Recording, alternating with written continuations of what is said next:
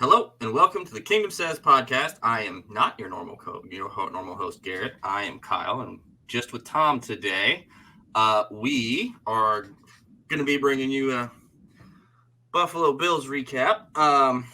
Please, before we get started Slash here, do us a autopsy. favor.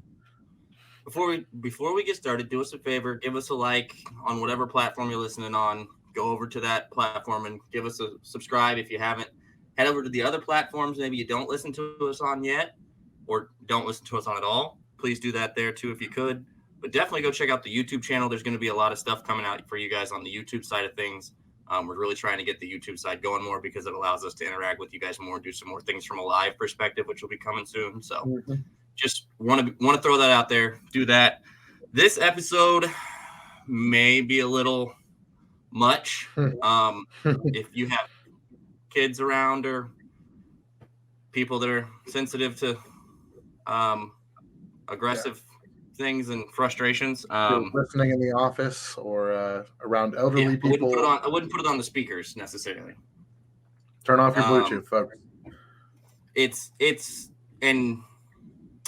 not even to the point of the frustrations with the team at this point, because although there's plenty of those that have us probably going to say some frustrating things too, so I won't even go that route. But it's just we're to a point where it's become a problem, and I know the reaction to the players and the coaching staff finally saying something was a bit ridiculous in some instances.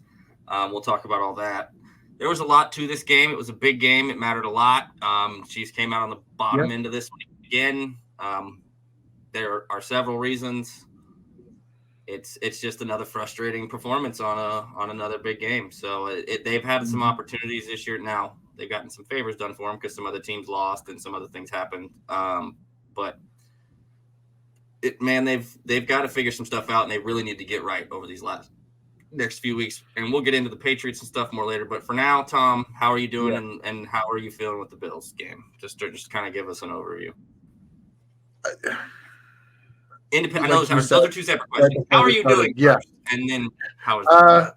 I'm not. I'm doing pretty well. My blood pressure has finally come down a little bit. I am no longer driving around the city hoping to encounter Carl Cheffers. While there may or may not be a baseball bat in my backseat. I'm just kidding. I'm kidding. I would never advocate for violence. No, I'm just kidding. I wouldn't. But sometimes you think about it. And it feels nice to think about it because we can't do those things because we're a civilized society. And it is just a game. But at the same time, okay. So I think you said this before we even started. Like, we may not even get to talk about the game that much because we're going to talk about the officials once again. And I want to acknowledge that we've, had this conversation very recently. And, some of the basic things that we've talked about, like, hey, full-time officials, hey, accountability for officials, hey, let's just accountability officials. Anybody in the officials office, spell me the word accountability just one time. Yeah, let's just. I want to make this like as black and white because some people, especially on certain social media platforms that have a tendency to change names, really, really don't understand nuance in conversations. And I hate to be the person to be like, oh, you've never played ball. But it does, there are times where like you are really speaking out of like inexperience. Because if you've never been on a sideline, if you've never like coached a receiver to line up, like the procedure of, hey, checking with the official, like we're talking, this is stuff that is coached at like the 5th and 4th and 1st grade level. Okay. This is something you're taught from like day one at that position. Now, was Kadarius Toney's offside? Sure. Yeah. Yep. Nobody said he wasn't. Even Pat said, yeah, he was offsides. However, the modus operandi has always been the conversation, right?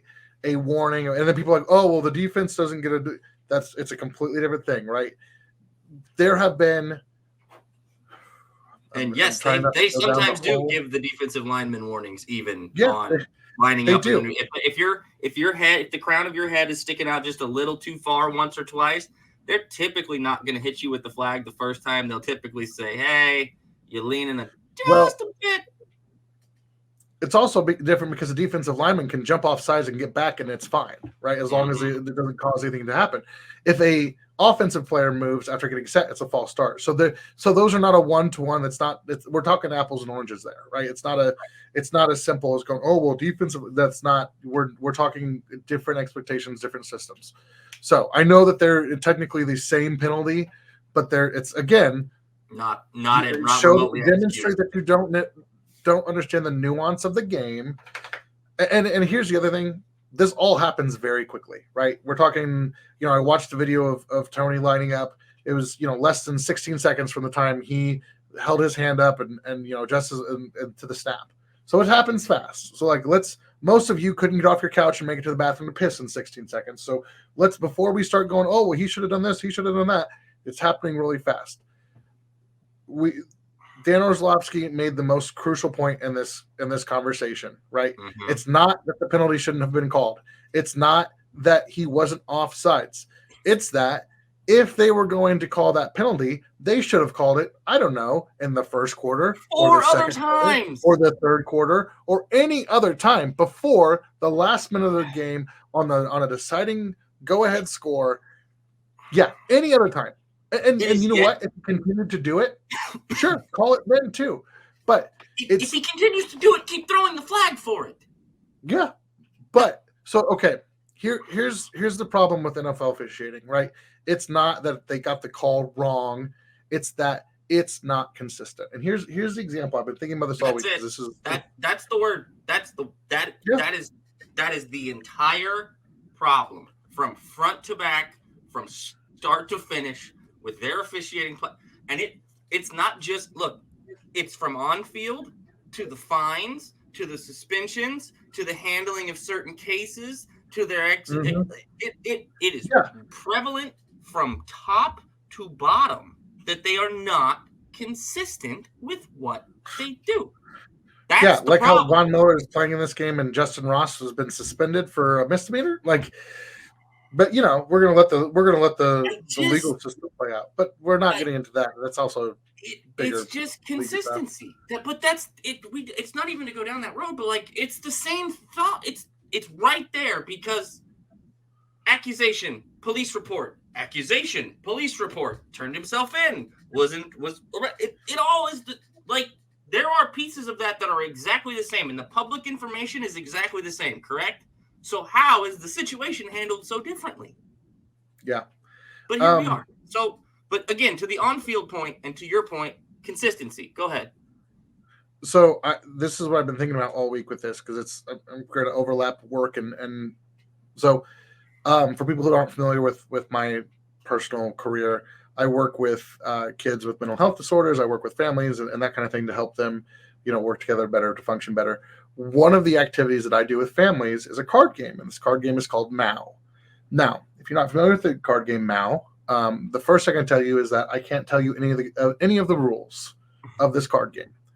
And you start playing the game without anybody knowing the rules. Well, one person knows the rules, and then everybody else gets really frustrated because they don't know the rules, and then they get in trouble for not knowing the rules, and then they eventually, slowly figure it out, and then it becomes kind of more fun. But the game is designed intentionally to be frustrating in the beginning, and you have to figure the rules out. But it's frustrating because you don't know the rules, and it feels like everything's changing because nothing's being communicated to you, and you can't talk, and you can't, you can't ask. I can't tell you the rules. That's the first rule, and so it's a great life lesson about expectations and communications and rules in a household for a family. It is not how the NFL should operate their officiating games. It is not. It should not be a guessing game. We shouldn't be going, wait, what do you mean I can't? What? But I just, What's what? A catch? When did that change? What's a catch? Because guess what? Guess what we can talk about in this game again, another time. What's a catch? What's a catch? Well, and you know what? I will say this. I said it to my brother who I was watching the game with. I said, this game has had every bounce go the Bills' ways. Sure. And it did. And so, so it is obviously very frustrating because one, they had, and I don't want to take, that was a phenomenal throw. That was a generational throw from Josh Allen. Could not, could not be more impressed with that. That was phenomenal, and I don't want to take that away from him. Yeah, I mean that was questionable. I mean, obviously the fumble went out of bounds, but it just didn't catch the ball. Like that's not. It's not questionable. He never once had full possession of that football ever. Yeah, no, I know it's. And you know, but it's like those are things you expect. Like, okay, maybe one or two of those breaks go the wrong way, and then all of a sudden, you're still in it. And they fought, and they were still in it. And it's I know the Buffalo. I know that their record is 500. I know that they've had controversy, all that stuff. And they have talent. They're not bad. Yeah, they're not void of talent, clearly. And as Pat said, when Josh is the other quarterback on the field, you just never know. Right. You're going to lose those games sometimes. Josh is really good. Yeah. When Josh is good, Josh is damn good. When Josh is bad, Josh is really bad. But that's and it's Josh. Like, I don't even mind losing to the Bills. I like the Bills. Like I much like I like the Bills a lot more than I like the Bengals. I don't mind losing to them. I really don't. But the way that you end that game, and again, this is what Pat said at the presser. I know everybody's made a big deal about his comments, and I get it. Some of that you need to rein in. But he said, the frustrating thing is, as a fan, we're talking about officials and not the game. Yep. And to your point about Pat stuff, I would say this: the only thing he should feel some type of way about and have like whatever towards want to take back, want to do differently, is the immediate interaction with Josh. Yeah. The officials? I think he said, hold on. The officials? No, you're good, bud. Go ahead. You don't say, you haven't said boo ever. Once. Not one time. Yeah. Gone anywhere near off on an official at all. Mm-hmm. Ever. And when it's that dude doing that to you over and over again, and everybody, y'all want an example? Yeah. Chris Paul, Scott Foster. That's an NBA crossover for some of you that know that game. Go look up that, we'll call it feud. Yeah. That's one of the greatest feuds in sport. That's a ref with a personal issue with the ref. First of all, that should never happen. That should never happen. Happens on all the sports though, because Penguins game tonight was officiated by a guy who hates the head coach of the Penguins, and it shows every time they play. It's human nature. It's part of it. But do you know how you fix some of this stuff? By having guys that are full-time officials, that aren't lawyers and car dealership owners and accountants and whatever, and Wall Street traders during the week. You know what part of the problem is, Tom? What did you say? It's all happening really fast? Mm-hmm. So why is it that none of the officials on the field are required to stay in shape to keep up with the play? Yeah. Like, oh my gosh, yeah. You don't. Hey, man, and this you can say that's biased or age is what? No, it's not. You don't ask 75-year-old crippled men to go work in a coal mine and hammer out and carry 250 pounds, 300 pounds all the time. No. Yeah, this is America. It's not how that works. So the NFL has a problem because they've not developed their officiating program, so they're just kind of pulling dudes willy-nilly and hoping the college games and the high school ranks are training these guys. Well, those ranks are shrinking because there's no push towards helping those ranks, developing those ranks from the leagues. And this is, by the way, not NFL specific. This is sport specific. We're going to run into an official problem to where they're going to have to go to robots in some sports because they don't have enough officials. So, but the main problem they have right now is they don't invest at all in one of the most important facets of their sport. And that's any league. They don't have these guys on full time. They don't have them on benefits. They don't have them working 40 hours a week on tape and workouts and film and working together in simulations and walking through games and situations and scenarios. They don't have them and then you get to the accountability part. What accountability? Yeah, exactly. Seriously, what? Don't and spare me with they get graded and they get these games based off of. No, they don't, because we see Carl Cheffers in the freaking playoffs every year. Yeah, what is he, a 4-time Super Bowl ref? You know why he's been a 4-time Super Bowl ref? Because he's been around. Oh my God, Sean Hockley. is only a ref because his dad was. Yeah. I'm sorry. His dad was the face of NFL officiating for several years. And correct me if I'm wrong. Jerome Boger was a playoff official last year, wasn't he? Was he? Yeah, probably. Yeah, they had come on. What are we talking about? Guys, it affects when it starts affecting players. When players are finally to the point where this is stupid. And I'm not talking about just in the games that they're playing in. I'm talking about when they're watching what's happening with the players and the plays and the game around the league, and they're watching what's happening with the fines and the suspensions that do not make any kind of correlative sense to anything else. There's nothing. We've talked about it for years that it's going to have to change, but there will become a breaking point with this eventually. There will, and the players will eventually have had enough. I don't know when that day comes. I anticipate it being a conversation in CBAs eventually. Of course, the players usually have had such bad representation and have been kind of gotten the short end of the stick the last couple of times. So they probably need to work on some other things first. But like I said, I don't know when that day comes. But when that day comes, that will be the there's really only, I think, two things that are going to fix it. Players being mad enough about it for the league to have to change it. The revenue partners of the league, and I'll leave that as openly broad as you would like to interpret. The revenue partners of the league get irritated enough with its either dominating the conversations of the game and taking away from other things that they would like the game to be discussed, or it affects their bottom line. One of those two things. Again, generally speaking, the paying revenue partners of the league, and that could be any company. Those are the only two things that are really going to change it for the league, because they've shown that they're willing to just let this be. Yep. It's fine.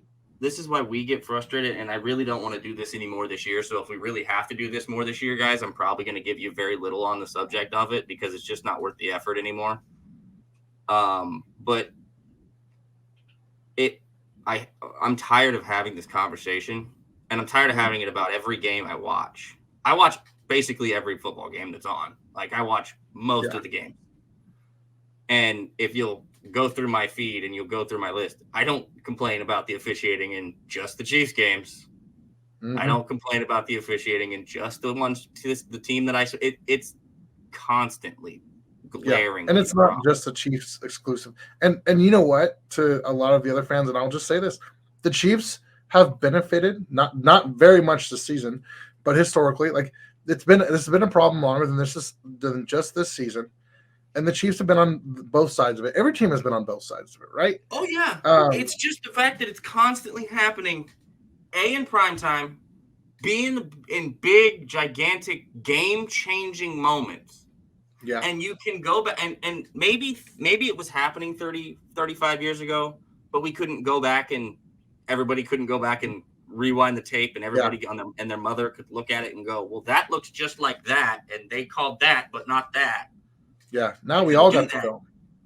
But, I mean, this is multiple times every week now where you can point to a play on one side of the field where a flag was thrown and point to an identical play on the other side of the field going the other way that a flag was not thrown. And it's both directions. Yep. It's nonsense. When you have beat reporters and people that cover teams and people throughout the league stating, man, if I was a coach on the sideline and my player was getting called this way while watching the two players on the other side do what they're doing, I'd lose my lid. And I'm paraphrasing because I don't want to, he tweeted it, but I don't like calling reporters out for calling people out because then they get in trouble for stuff. So I don't like doing that. But you guys can go find the tweet, I'm sure, if you haven't seen it. He's a Chiefs reporter. He's a very good one. And he's right. He's right. It's nuts. And it's exhausting that we do this every single week with every single game. it shouldn't be this way. It really shouldn't. They have more than the funding to make this a much better product from an officiating standpoint. Simply putting physical requirements on them, putting them in a 40-hour position, and making them do things during the week, go through training camps, do the sim. Like, it's not. It is. I don't understand. And yes, the league does as minimum as possible of this stuff, as I am mentioning. They do some of this stuff in the bare minimum variety. Great. How's it working? Well, and I would say, this is where I'll mix my professional perspective in. How much training are they getting on conflict resolution? How much training are they getting on, understanding their own personal bias? On that kind of thing? How much training are they getting on the psychology of working in high pressure situations, right? Like, because all those things play into, So if you're like, oh, what are they going to do for 40 hours a week? You could train them on a lot of things. Oh, my Lord. Just that. Like, because I think those are big parts of it, right? Same thing. It's the psychology of, like, how do you be? It's one of the conversations we've had plenty of times. And again, the Chiefs have benefited and the Chiefs have been hurt by this. How do you call plays, late in the game versus, when it's, early in the game, right? And I think you could probably ask every official and get a different answer. Oh, yeah. Because some like to hold their whistles, some like to, and coaches know that. Coaches know they can get away with more later in the game.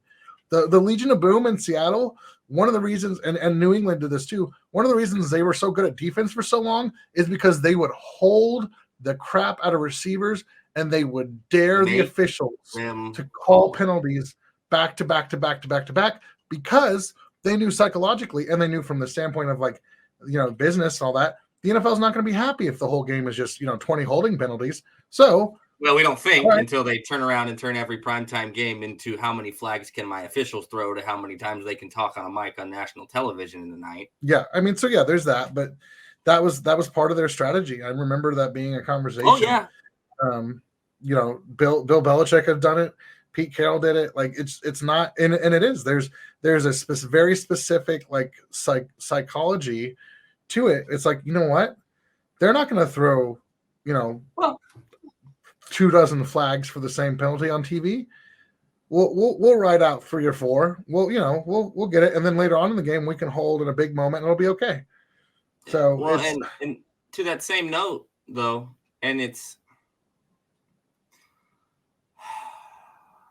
we're here into the point where it's like,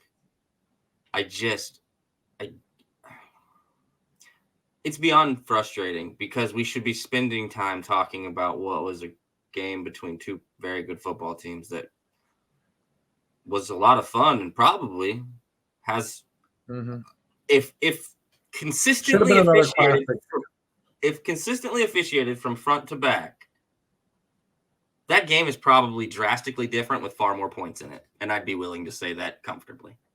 On both sides. Both directions. Both ways. I don't know who wins the game, but I know that it looks a heck of a lot different than what we watched. Mm-hmm. And the fact that we are having conversations about that tells me officials are changing and altering games, which is something I've been trying to get people to understand. No, they don't win you and lose you games.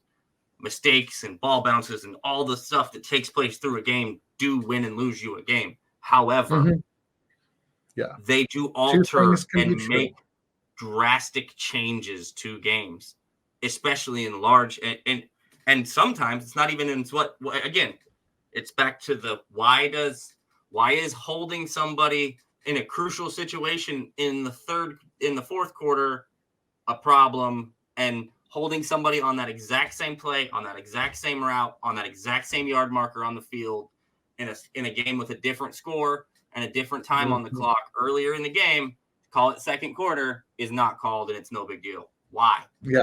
No.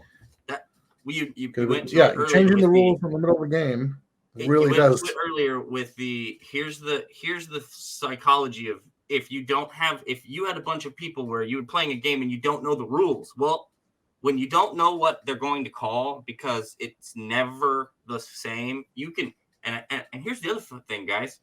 They watch tape on officials. I know they do. I know they do. They scout the officials because they have to. Because there's not enough consistency from one official to the next throughout the league on what is what. Yep. Now, you're going to have that some with judgment calls and human nature. But again, 40-hour work week. What can you do with 40 hours? You can be better at handling pressure. You can be better at not being biased. You can work. I know it's weird, but you can work on that. That is something you can understand better, process through better. They can put you in situations to where that becomes a thing, because you know what? If you're in a room 40 hours a week working with your crews, you're going to develop friendships and all that kind of stuff. And then you can put them against each other and put them in rooms and competitions where they're officiating their friends against one another, and they have to avoid their bias. See how this works? There's ways to train this stuff. There's ways to work on this stuff. They just don't do it. Yeah. That's the problem. So for me, I don't really want to keep going on the officials. I'm done. We're 5 minutes into this or whatever it is, and that's all we've really talked about. It's infuriating, and it's infuriating for a variety of reasons. Okay, it's not infuriating because the Chiefs lost the game because that specific call didn't go their way. No, you think a guy like Patrick, who says the right thing every single time, all of the time, is all upset over one minor incident? No, man. No. And that's for everybody with their I've lost. You never had any, and we don't care. You haven't lost respect for Mahomes. You never had it. You didn't want to have it. You're just looking for things to try to tear him down. They do it with all the greats. That's what it is. Also, the reaction to his reaction versus that same the energy. Reaction to Brady, Breeze, Manning, and I can keep going because there's a history of fired up. By the way, Peyton Manning was a pretty fiery dude. People seem to forget. Oh yeah, Peyton was a pretty hot guy on the sidelines sometimes. More than one tablet or playbook or phone went skittering across throughout. Peyton Manning was going to fight his own center at one point. There's Saturday. Yep. That's a story. You can look up the interview with Jeff Saturday telling that story somewhere. I've heard that from the center himself. So let's look at why we're actually saying that what Mahomes did was a problem. And some of you are telling on yourselves. I'll put it like that. I'll just be blunt with it. Some of you are telling on yourselves. And there's a lot of that. Like, I'm just going to be blunt. So hold on, because I want to just. That has been frustrating, the officials, but the other part that's been super frustrating about Twitter, social media, and I just want to make this clear. I love Chiefs Kingdom, love this fan base. I think it's the best fan base in sports, one of the best. The meat of it, the heart of it, the core of it, yes. There's so all the good things aside, I want to take a second and go. Some of you, and even before the game, have, and I tweeted, so I'm not going to drop names on a podcast, but some of you have some audacity. First of all, if you're going to tell an NFL player to go touch grass while the most, the biggest thing you've accomplished according to your Twitter bio is co-founding a website that exploits writers for pennies on the dollar, good for you. So, bro, but some of you are so toxic and bloodthirsty. You can be frustrated with a player. You can just, I'm going to get McCole Hardman, Clyde Edwards-Helaire, Sky Moore. I admittedly have talked in a little bit. But I've admittedly been the person who said, you know what, I don't really care for these players. I've never been here and been like, oh, this guy sucks. Oh, and I'm definitely not out here making these. I was going to say veiled racist, but they're not even veiled. They're just straight up racist memes about, I can't catch. Dude, if you're sharing that stuff, I've already blocked you, but have a little bit more awareness. And remember, and I've said it so many times now, you can be frustrated with the player. They are still people. And if you think that you can just talk about them however you want, because they're an athlete and they're making a lot of money, sure, fine. That's fine. You can actually. You're not free from the consequences of that. You're not free from one, if they decide to dunk on you, good for them. And then if you double down and complain, like, no, you get no pity from me, no sympathy. Suck it up, Buttercup. You're supposed to be a fan of this team, not some, like, you could criticize and critique and express your opinion about a player without making it so weird and personal. Some of you are like, you are waiting to like get together a mob and run some of these guys out of town who last year, by the way, brought a championship to the city. So why don't you shut your mouth for like 2 seconds, understand that it's hard to win games in the NFL. You can't have a championship every year. It's not how it works, right? Like, and guess what? We're 3 games above 500. I remember when we were 2-4 and we were having crime scenes in the park. Like, stop it. That stuff is not, it's not okay, not welcome. And again, especially if you are a media member, if you're somebody who's involved in covering this team, and it's not a lot of them, it's just some of these lower tier, whatever. Yeah. You need to check yourself, because just because you have, some credibility or some credential, or you've done something like on that scale, doesn't mean that you could just walk in like a big dick in a locker room and throw your weight around, because you don't have that much weight. Okay, I'm done.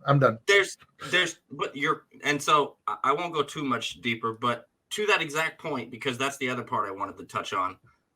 I tweeted it, I don't know, a week and a half ago, whenever the MVS clip came out, and several people reacted in a certain way. And some of them in the media side. You're not victims, guys. Yeah, you're not. You're not. I'm sorry. You're not. Be professional, and this stuff won't happen. Well, and if you're not fishing for a reaction, you don't ask things the way you ask them. Look, man, there's professional credibility. There's professionalism inside journalism. Supposed to be professionalism inside media, inside locker rooms.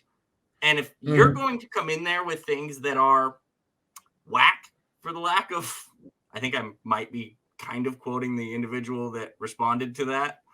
I don't know if he called the question whack or lame or which version he used, I think, but it was. You were in there trying to get a reaction, and you got one directed at you that then you clipped up nice and tidy and made it sound real good, like it was about the whole fan base and the whole city and the whole situation, and it wasn't. The situation was, because you heard him when he said it. Situation? What's a situation? Except for you acting like this. This is the situation. That wasn't media. That wasn't at everybody or everything. That was a person-to-person thing. But again, we don't view players as people, or at least when I say we, the general whole seems not to. Because celebrities, for some reason, yes, they have celebrity status. Yes, they make a bunch of money. Yes, they get this and that. Doesn't give you the right to dehumanize people. Then that's not just for players. That's not just for a movie star or a singer or whoever. That's for anybody and everybody. Everybody is human, but we don't do that a lot. And this may sound a whole lot like a mental health portion of an intro to a podcast, the Less Than the Cheese podcast, but guys, it's pretty ridiculous. And it's the rooting for the predictions. It's the rooting. Why are you rooting for the downfall of people you should be you supporting, because you support the team they play for? Like, it doesn't make logical sense. So, and I think you can, and again, Tom said it 100 times. You can be frustrated. You can be upset. You can be mad about their play. You can be all of those things. You don't have to be disrespectful, distasteful, and flat out vile in some instances. Yeah. You don't. And I think we talked about this season before. Some of you, as, quote, fans of this team, would rather have this team do poorly and you be right than to see them succeed and you have to be wrong. Like, and it's just kind of weird. It's kind of weird that you want to, it's just, I don't know. I'd much rather be wrong. 1,000%. Let me be wrong. And I guess it's because you and I guess the three of us on this podcast have a similar mindset or whatnot. But like, I would rather tell you they're not going to win something and be horribly wrong than tell you they're not going to win something and be right. Yeah, the "I told you so" mentality is really gross. Like, and this isn't to, toot horns or whatever, but to just give you basic examples, like George Karlaftis. I was on, I think it was Fox 4's web internet coverage of that draft. And I'm on record of I'm not a huge fan of this pick. I don't love it. I'm really hopeful that he's turns into, and you know what? He's made me look like an idiot, and I am giddy that he has. Yeah. George has been beyond my wildest expectations, and I've said a billion times, I didn't know you can teach bend, and apparently you can. So you just boop. Yep. And like I said, and that's just one instance, but it's not, you're going to be right and you're going to be wrong when you do this stuff. And I think for some, the interest in having the most perfect, call it batting average, since we make it easy, that's the easiest way to kind of correlate those. You want the highest batting average. Yeah, you do, but you don't want it at the risk of being an absolute ass about things sometimes, for lack of a better way. I was going to say, being right isn't always, it's easy, and it's also easy to be negative and confirm negative, because that's the reactionary nature of our news cycles, and oh yeah, a lot of this is just microcosm of the society stuff. So like I said, we don't want to drive too much farther. We're pretty much done with that now. What? Yeah. All right. Now that we're off our soapboxes, from the game perspective, and let's just do this like this. Of the things we saw, we didn't like. Didn't love the pick, but understood why it happened. MVS has got to figure it out, because you can't keep having these issues. But that is a coaching thing at this point for me. Yeah. They've got to make a change. They've got to make a decision. They've got to do something. When Pat is yelling at him, "What the f- are you doing?" and everybody and their mother can, it's not a secret anymore. And that's, you just heard me have the conversation I had about the way he was handled in the locker room and the way that clip came out. So again, you're hearing me be very clear. He's got problems. He's not been good this year. Still a person, still human. Now, does the coaching need to step in? Do they need to make some adjustments? Yeah, I would say so. But that's been the narrative the whole time with this whole wide receiver room, with everything that's gone on. And that stems to me the Brett Veach portion of the conversation. So there's two pieces to this. One, Brett is dependent to an extent on his coaching staff. Once he has the guys in the building and during the scouting and the draft and the pre-evaluation stuff, it's all there, right? It's all a group thing. So for a while, he has to depend on both of those things. There comes a point where you see it, and whether they want to acknowledge it or not, something must be done. Yeah. And those are some of the tough internal conversations you have to have. Right? Well, I think it's time. It's time. And people, what do you do? Well, I will say this: it is time. I think that's fair. I will say also that Andy is not a big fan of making changes on coaching staffs within the season. I'm not talking about coaching staff at this point. I don't think they're going to do anything coaching staff. I don't. If they do, it would be done quietly, which they could. They could do it very quietly. They could switch Pinkston and Connor's responsibilities and not tell a soul and just act like nothing changed. Yeah. So that's an option. But my point is this. In every year past, when there's been a glaring need and a hole in this roster mid-season, he has done something to resolve it, or at least attempt to. We've not even seen an attempt to resolve this.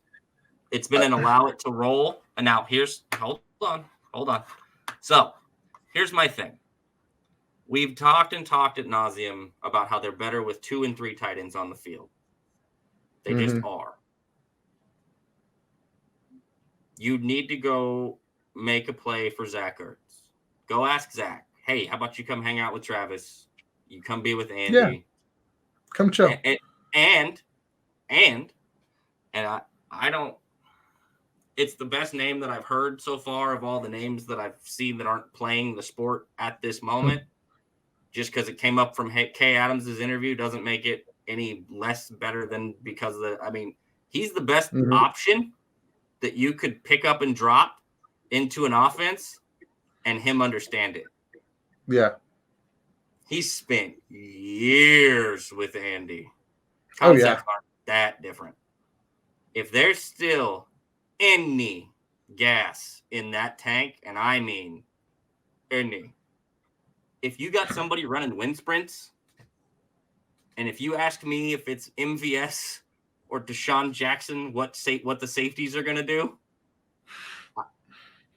every safety in the National Football League right now I would be willing to bet would be like, yeah, probably pay a little more attention if it's Deshaun Jackson running at me, because that dude's ended lives, and I don't mean that in the literal sense. At least, careers. He's not Marvin Harrison. Seasons, games, he is quintessential deep threat. He is he got that respect.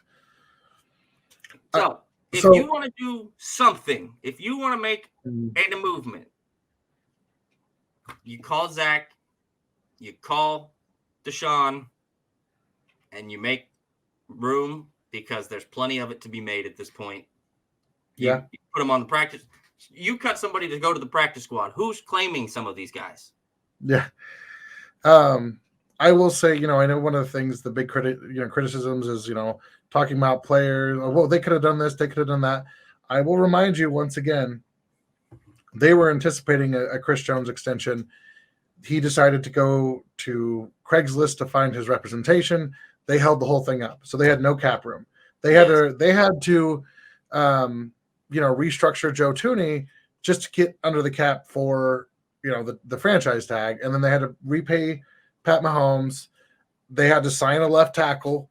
They had to, they did a lot with a little. And so, this next off season, and I've tweeted about this a lot, is they're going to have more space, not a ton.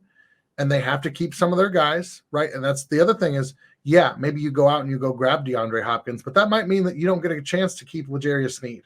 And honestly, I know where I'd rather spend my money because it's a young man's game.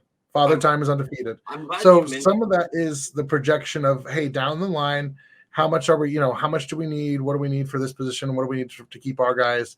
Who can we replace? All that stuff. And those are conversations that are happening at a level that we are really not privy to because they pay people who are really smart to look at salary cap tables and go, hey, and this year we're going to have this much to actually spend, and we're going to, offer this guy this much. And so, I say all of that to say it's not as simple as, oh, we should just go trade for X, Y, or Z. And it's like, no, not always the simplest, the solution. There's always opportunity cost.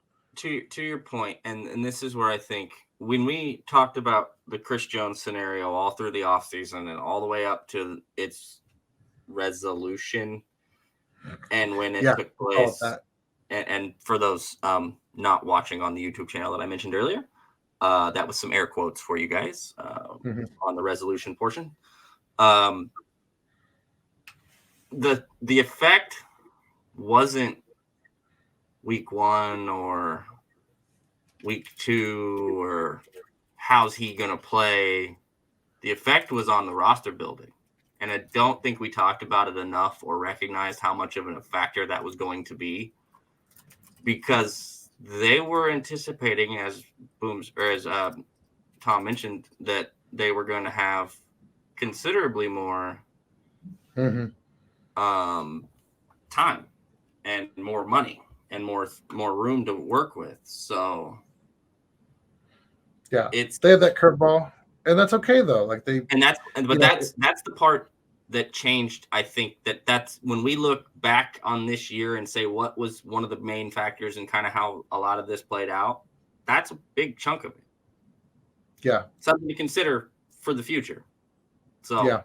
that's the only reason I point that out and bring that up. I'm not blaming. Like I said, we've talked about that, ad nauseum. Again, the only people we blame say, in that scenario is the representation, no one else. So moving on from that. But one positive, or there's a couple positives. So I don't want to be all negative about the game, but I wanted to, because we're talking about team building, we're talking about that kind of stuff. Wanya Morris, hello, sir.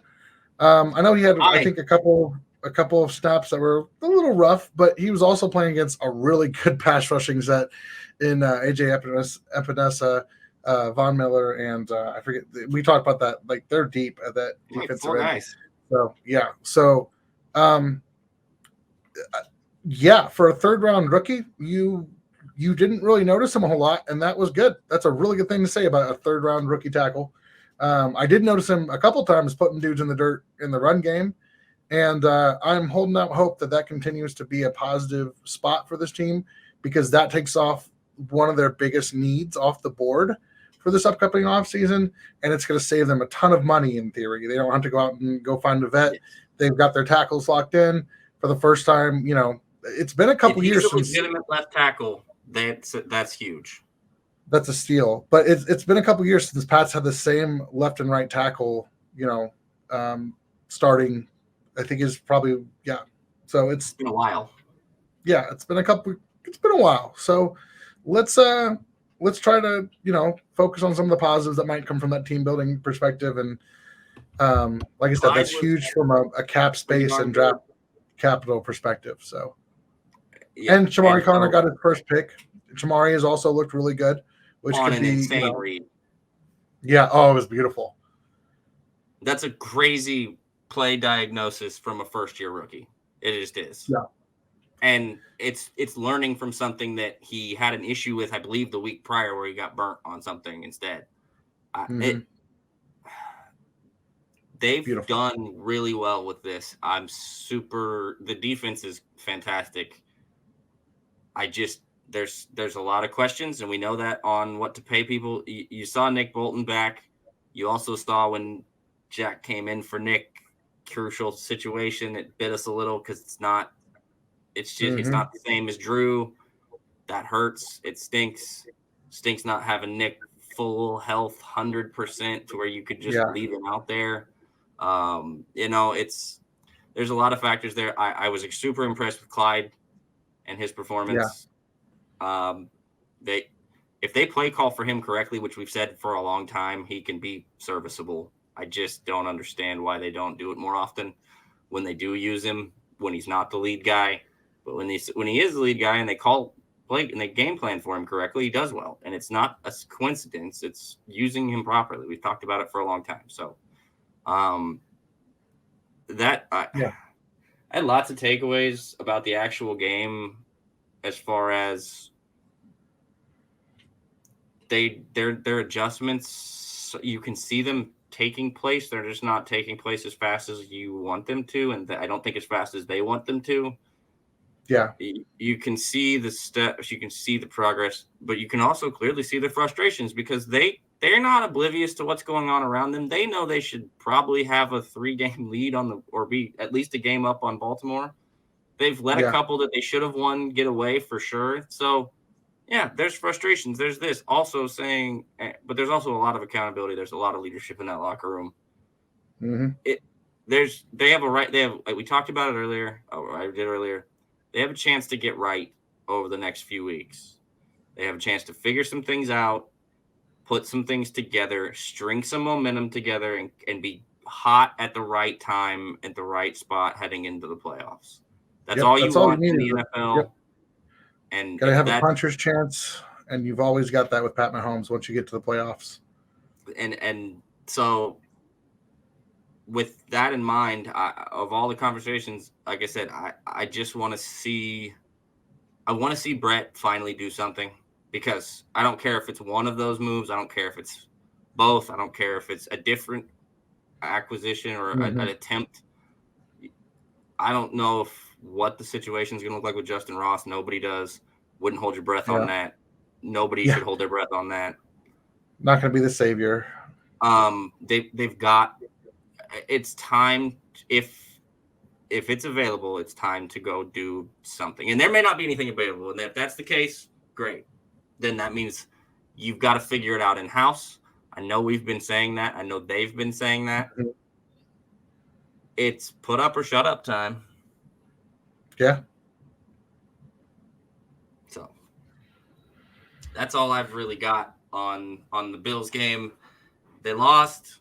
Yeah. It was a heck of a game, both directions. Yeah, it was a fun game for spend a lot more time talking about it than the catastrophe that took place also during it and then afterwards and all of the other, like, this is why it's so frustrating, at least for a lot of us that do this stuff, when the officiating is such a problem, because we know what we all have to sit here and hash and talk about and mess with and do, and it's not fun for anybody. Nobody enjoys this. That thing we said 2 weeks ago, we're going to say it again, and nothing's going to change. Unfortunately, it's not within our power. So it's just so frustrating. So with that, I think there's reason for optimism with this team, though. Final stretch of the season, we'll see who they really are, and that's just gotta. We're here for the ride, guys. So let's root for our team and hope they put it together at the right time.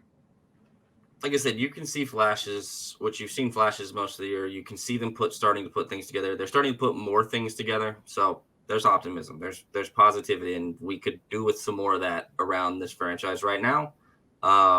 So let's be done with everything that, I guess the old saying, control what you can control, right? So handle that. Try to respect each other. Try to respect the people that you're interacting with, whether it be players, whether it be fellow fans, whatever.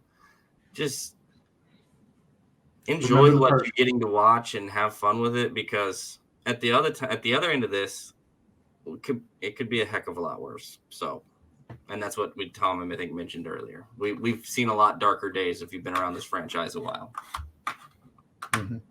So with that, follow the pod on YouTube. Follow the pod on any of your listening platforms, Spotify, Apple Music, Amazon, all those good places. I think Google Podcasts there too now, I think. Should all be there. Go and follow us on our socials at kingdomsayspod on Twitter, Instagram, Facebook. Tom, follow myself, follow Tom. Our handles are on the screen, at Arrowhead Tom, at KTHEN16. Usually just go K then 16 because people can hear it easier. And then Garrett, who is not here, but we'll see you guys later in this week when we do our Patriots preview, which that was an interesting report, which we'll see if is corroborated later on throughout the week. Yes. Came out right before we started. We might have some interesting news. So we may get into that depending on the validity of said report, and we'll see you guys on the next one.